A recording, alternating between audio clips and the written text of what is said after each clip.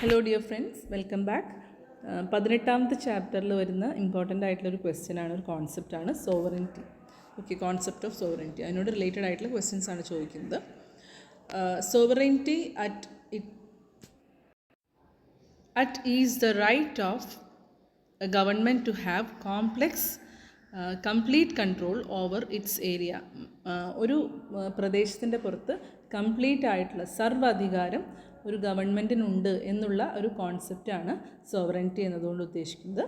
ഹിൻഡ്ലിയുടെ അഭിപ്രായത്തിൽ the idea that there is a final and absolute political authority in the political community and that no final and absolute authority exists elsewhere. Sovereignty is the chief characteristics of the state.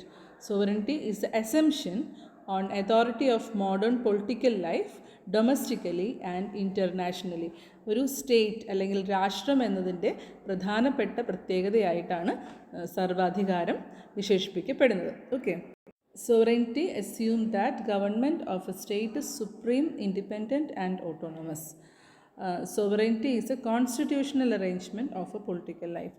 ഒരു രാജ്യം അല്ലെങ്കിൽ ഒരു രാഷ്ട്രം, അവിടുത്തെ government supreme ആണെന്നും അതുപോലെ തന്നെ സ്വതന്ത്രമാണെന്നും autonomous ആണെന്നും ഒക്കെയുള്ള ഒരു ചിന്ത അല്ലെങ്കിൽ അത്തരത്തിൽ ഒന്ന് അസ്യൂം ചെയ്യപ്പെടലാണ് സോവറിനിറ്റി കൊണ്ട് ഉദ്ദേശിക്കുന്നത്. അതുപോലെ തന്നെ ഒരു കോൺസ്റ്റിറ്റ്യൂഷണൽ അറേഞ്ച്മെൻറ്റിൻ്റെ ഭാഗമായിട്ടാണ് ഒരു സോവറിനിറ്റി സ്ഥാപിക്കപ്പെടുന്നത്.